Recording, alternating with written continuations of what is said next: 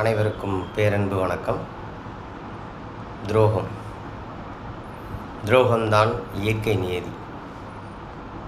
நன்றி உணர்வு என்பது ஆங்காங்கே இருப்பது போல் தோன்றும். ஆனால் துரோகம்தான் இயற்கை நியதி. ஸோ அதை புரிந்து கொண்டு அந்த துரோகத்தை தாங்கும் தைரியத்துடன் வலிமையுடன் பிறருக்கு உதவி செய்யுங்கள். ஏனென்றால் யாருக்கு நீங்கள் பார்த்து உதவி செய்கிறீரோ அவர்கள்தான் துரோகியாக மாறுவார்கள். அது இயற்கை நியதி. ஸோ துரோகம், அதர்மம், அதை ராஜதந்திரம் என்று பல பெயர்கள் கொண்டு அழைப்பார்கள். நம்முடைய வரலாற்று நாயகர்களிலிருந்து அவதார புருஷர்கள் வரை ராஜதந்திரம் மூலமாகவே வென்றுள்ளார்கள். அதனால் அதர்மமே வெல்லும். அதற்கு மறுபேறு தான் ராஜதந்திரம் போன்ற சொற்கள். இது இயற்கை நியதி.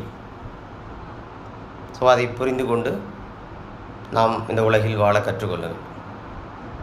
நன்றி. பேரன்பு வணக்கம்.